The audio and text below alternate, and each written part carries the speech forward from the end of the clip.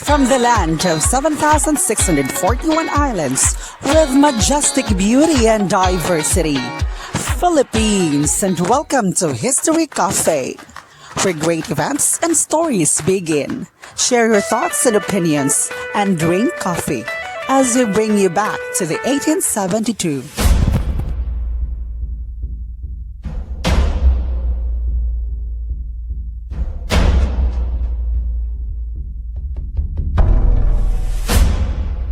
So today here in History Cafe, we have 5 characters who represent 5 personalities from the 19th century.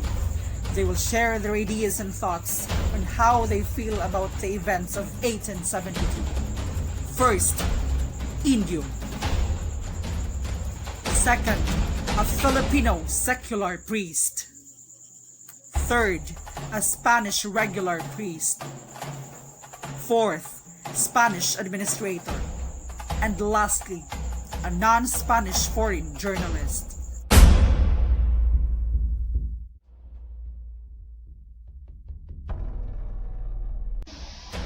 Filipinos in the 19th century had suffered from feudalistic and master-slave relationship from the Spaniards.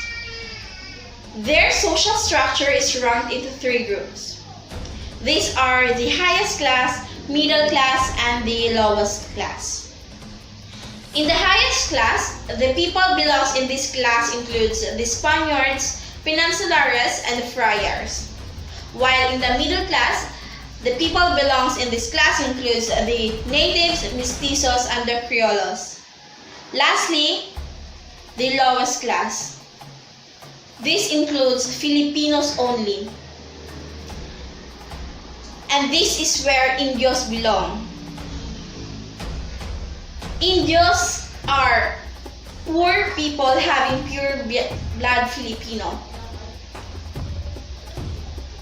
I am an Indio, and I always question myself, why? Why are we treated like slaves in our own country?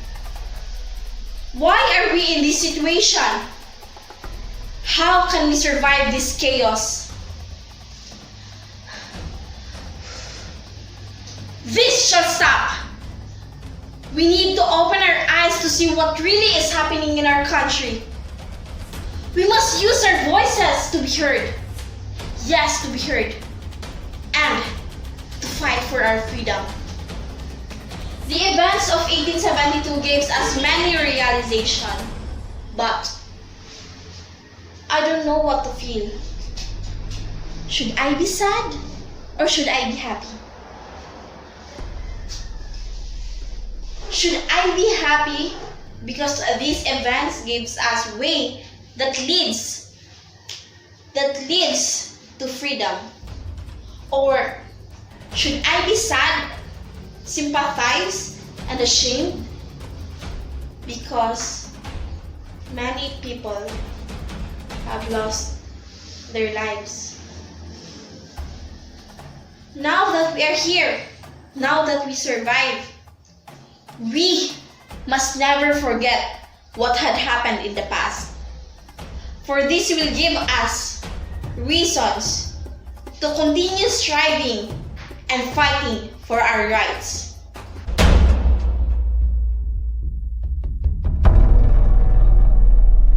I am a Filipino secular priest. My responsibility is to manage the religious community and introduce faith. Spanish viewed us as unqualified and incompetent. Well, in fact, they only want us to stop because they gain much profit from their service. Why we are suffering from this? Is this injustice for us? I will protest about this wrongdoing. We will not stop until we can get justice. Unfortunately, Spaniards didn't accept our complaints. I don't know why. I was crying out loud. We are scared together with my co-priest. Why is this happening? We are just seeking for justice and fairness in my co-secular priest. But why we are executed? Is fairness only for the higher ranks? How about us? Is it because we are just only a priest? Spaniards continue torturing us. We are struggling from pain. We want to live more. A lot of people are watching us. Can anybody help us? Is this the end of our lives? But we are innocent. We all know that Gomborza stands for Mariano Gomez, Jose Burgos, and Jacinto Zamora, the three brave martyrdom priests who fought for our country. Spanish colonization was very brutal, immoral, and inhuman. I see that the time of Spaniards is very critical, in a way that anyone can be executed if Filipinos convict a case, even if they are not guilty. Killings are everywhere. Everyone was in pain and fear. 1872 was the time that many Filipinos suffered from the cruelty from Spaniards. There is no freedom and independence. But these friars fought against them, seeking for rights and freedom for their fellow Filipinos. And they strongly believe that if they have the faith and determination, Filipinos will be free on time that they will be executed. They offer their lives for freedom. They sacrifice their blood for everyone. I, therefore, should say that we should never lose our faith. The Gomborza fought with faith in God, because in the end, even if we fail or succeed in our decision, we always deserve what we have, and that is freedom.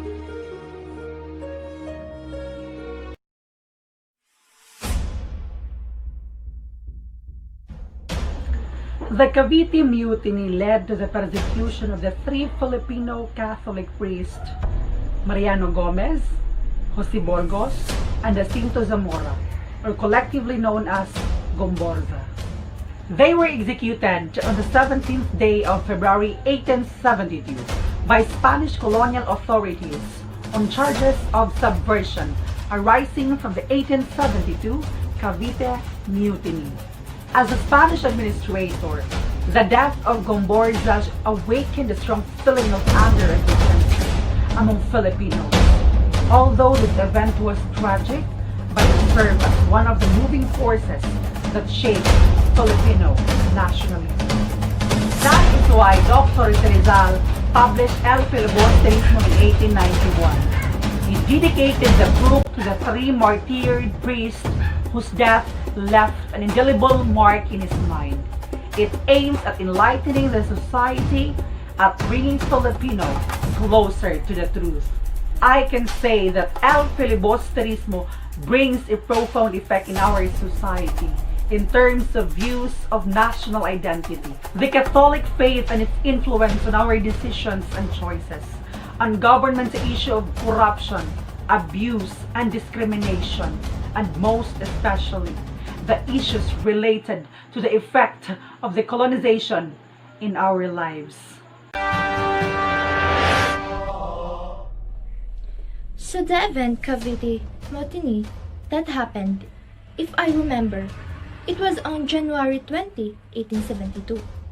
A brief uprising of 200 Filipino troops and workers at the Cavite Arsenal, which became the excuse for Spanish repression of embryonic Philippine nationalist movement.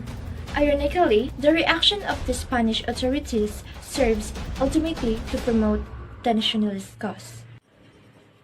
Well, Mutiny was quickly crushed, but the Spanish regime under the reactionary governor Rafael de Izquierdo magnified the incident and used it as an excuse to clamp down those Filipino who had been calling for governmental reform.